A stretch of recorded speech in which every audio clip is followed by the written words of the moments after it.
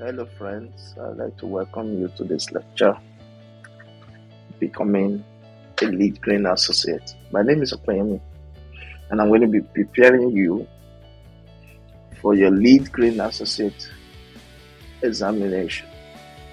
We are going to be running about 11 parts to this lecture, even though for this particular lecture, we're going to be focusing only on the first part, which is essentially discussing general introduction to green building and sustainability.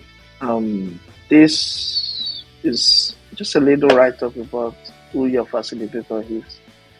I'll be your friend on this journey for the next couple of days when we look at the various chapters of this subject matter. And I wish you guys all the best as we continue together. So, like I said, the focus of this part of the lecture is general introduction to green building and sustainability.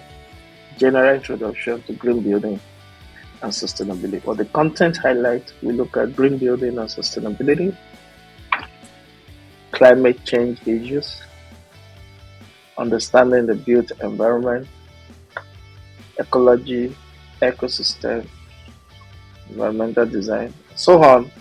We talk about carbon footprint or carbon offset.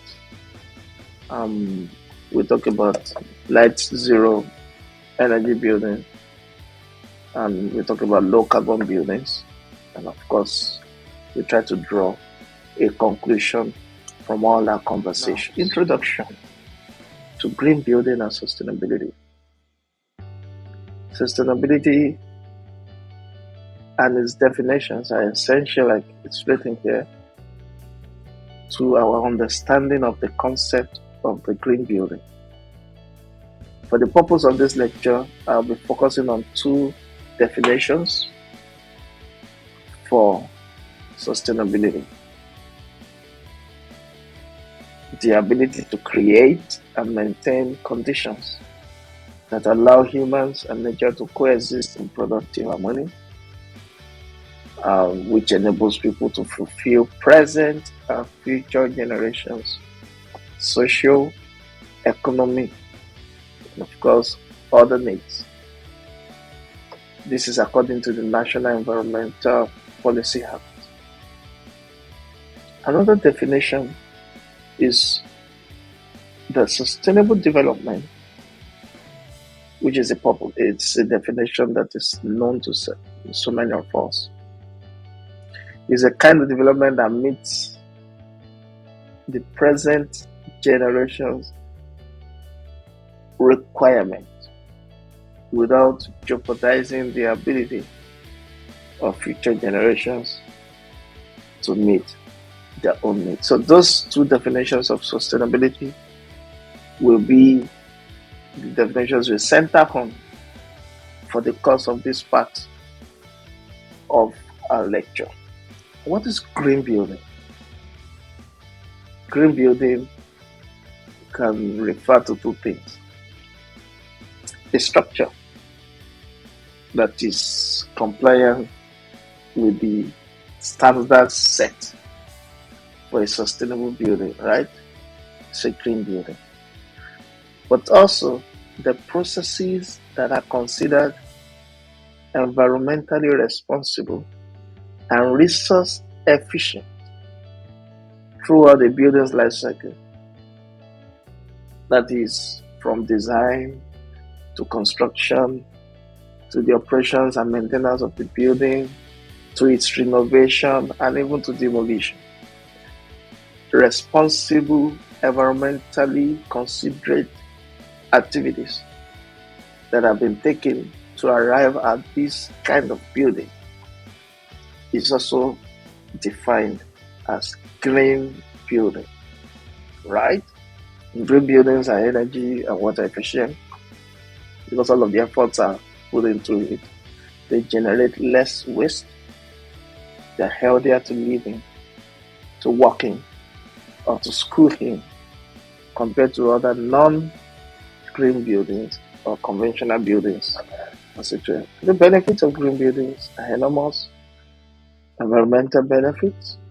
It talks about the place, the people benefit, which is social benefit, and also economic benefit, which is defined as profit. When we get to the concept of the triple bottom line, we will understand these multidimensional benefits better, right? And now we'll be looking at the concept of climate change. Climate change has been a threat to the existence of the whole planet. Green buildings are considered to be useful in decreasing the problems of climate change, while also helping communities to have better performing buildings that help both people and the environment. The built environment has a lot of impact on the climate. It has a lot of impact on natural resources, in the sense that, for example, 36% of total energy use and 65% of electricity consumption, the built environment is responsible for it. Right? Even waste output, 30% of that is attributable to the built environment. 12% of potable water consumption is on the account of the built environment. So the climate change menace that has been around for a while now, the built environment is a major contributor to that subject. This slide speaks to how that our everyday activity as humans and also in the built environment contribute to the challenges of climate change. Power generation, manufacturing of goods, building electrification, food production, transportation activities, deforestation, of course, because we have to get raw materials for our shelves, for our furniture products, for our roofing and all of that. And even the process of consumption and waste disposal. They all contribute to the challenges of climate change. That's what this illustration here is speaking to. Let's now see more about the challenges of the built environment. Now, when we say built environment, this makes reference to all human-made surroundings, these things that are not naturally existing. They are human-made surroundings that are developed to support various activities. Physical structures built to facilitate daily living, ranging from buildings even to cities. And then the infrastructure that are designed and provided for to support this infrastructure or these physical structures. Talks about the road, water system, power system, and all that. So these and many more are responsible for the significant challenges that we have in maintaining the built environment. The sustainable management of finite natural resources is we observe that the materials in the system, in the ecosystem, are getting depleted gradually by the activities of the built environment. We have challenges with materials, energy consumption, water usage. Like you saw, 12% of potable water use is attributable to the built environment, right? So in my last slide, I talked about how materials in the ecosystem are getting depleted. So here, it's important for us to appreciate what we mean by ecology, ecosystem, and environmental design. So the relationship between organisms and their physical environment, essentially, it's the description of the ecology, right? And the ecosystem is now what encompasses all living and non-living components of a particular geographical area together, from natural wilderness areas to heavily developed urban centers. Once it encompasses all living and non-living things of a particular geographical terrain, you make reference to the ecosystem. Okay, so environmental design essentially now talks about the kind of design that pays attention to environmental concerns.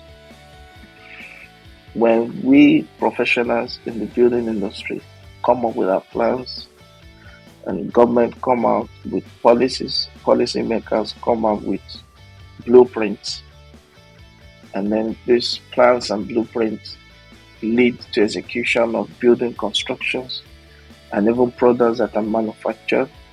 If all of this process pays attention to the concern of the environment, then that design is considered an environmental design. Right? Good. Okay, when I was talking about the benefits of green building, I mentioned social benefits, environmental benefits, and economic benefit, and I said we're going to talk a little bit more about the triple bottom line concept. Now we are here.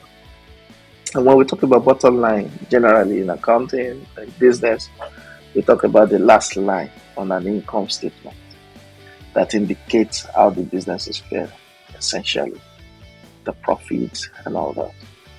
This definition has now been expanded to say that the well-being of an entity does not start and end with just business profit. There are the three P's: profit, people, and planet. Now, the people talks about social sustainability. The planet or the place talks about environmental sustainability. And of course, we have profit as economic sustainability. So all of this encompasses what we describe as the triple bottom line. So the goal of green building is to ensure that the triple bottom line is maintained at a fair level, right? So now we talk about the greenhouse gases. The greenhouse gases are responsible, and pay attention to this, for trapping heat in the Earth's atmosphere, though they exist naturally. But human activity has been a significant contributor to the multiplication of the presence of these greenhouse gases, right? Emitted through transport activities, agricultural activities, production, consumption of fuel, and so on. And it is usually expressed in terms of the amount of carbon dioxide or its equivalent of other greenhouse gases that are emitted. I've told you they come from various sources, but these emissions can be reduced. And one of the ways to do this is by energy conservation and efficiency. Other ways like renewable energy technologies, smart transportation solutions, which is also called the sustainable transportation solutions, and other mitigation strategies, including the approach to waste disposal and all that. So that's what you need to know about how the built environment activities directly impact on climate change through the emissions of greenhouse gases. And so the emission of the greenhouse gases now means that there's what we call carbon footprint. Remember, we said that the greenhouse gas emissions are usually measured in terms of carbon dioxide, right? So when we say that events, organizations, products, and individuals are responsible for certain emissions, the total greenhouse gas emissions produced by each of those different categories mentioned is what is called carbon footprint. So I have a carbon footprint. This particular activity we're having now has a carbon footprint.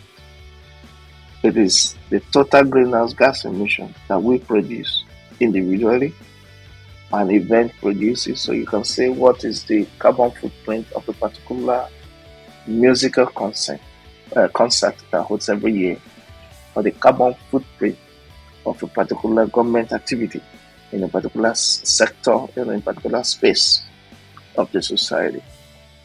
Now, this is what we call carbon offsetting. Now, this is targeted at reducing emissions through alternative projects. Since we know definitely that there are footprints, then there are strategies also defined to intentionally mitigate the effect of the carbon footprint. And I mentioned that through alternative projects like solar, wind energy, intentional forestation, and all that, we could reduce carbon footprint. There are projects that sell carbon credits, wind farms, and all that, all in a bid to ensure that the impact of carbon footprint is mitigated to a good level. All right. So someone may now be saying, "How do I know? How do I know my carbon footprint?" It's easy. It's a calculator which measures your impact on the environment by estimating the amount of greenhouse gases that your equipment, your laptop, electronic gadget, your product choices that they create annually. This is useful for building design and construction, and it helps you to analyze materials, products, and assemblies to mitigate carbon dioxide effects. And these are important steps to construct buildings on site with minimal, impact on the environment, because offsetting is already done. Through funding activity and all that. So it's okay when you also take steps to ensure that this is mitigated. Design at construction level. Design and construction level. So the carbon footprint from EPA, the carbon footprint calculator, helps you to analyze or to determine your annual greenhouse gas emissions. So check it out. Okay, so right now we'll be looking at the concept of low carbon buildings. Low carbon buildings are designed, they are constructed to release little or no carbon during their lifetime.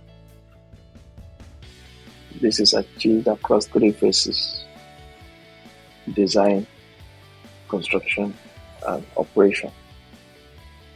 The strategies considered in the design process, including, particular attention to the orientation of the building, making intentional efforts to reduce energy demand, and engaging with water efficiency solutions. Right?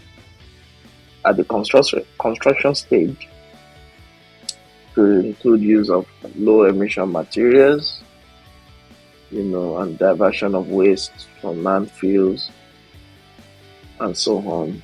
While for the operational stage, the tracking of energy and water consumption, use of low carbon cleaning products, and the education that is provided in terms of what is expected for the maintenance and operations of the building are key to ensuring that the concept of low carbon buildings is achieved and that the building is performing as intended. There's an example of a low carbon building we're going to be seeing just in the next slide, and that is the Canada's largest net zero energy building in Hamilton, Ontario, the Joyce Center for Partnership and Innovation at Mohawk College. And this is actually designed to reduce the building's carbon footprint. That was the intention from the point of design. So it's possible. It's about setting the target and making concrete efforts to ensure that the target is met. As we wrap up, now we look at the concept of the net zero energy buildings. They consume almost as much energy as they produce. An example of this is the Mesocritia in Graz from Austria. It's a passive house complex with insulated wall. A lot of bricks, insulated bricks were used, triple glazing on the windows to ensure the best air circulation. And then the house is heated by district heating. That's one example that lets us know that it's currently possible to have net zero energy in buildings. And this project is a source of inspiration, and as well as it's a motivation boost to let us know that the concept of net zero energy building is not just a dream, but it's a reality that has already been demonstrated somewhere. In our next chapter, we're going to be looking at what USGBC is, alongside what the LEED rating system is all about. So I'll see you there. Thank you.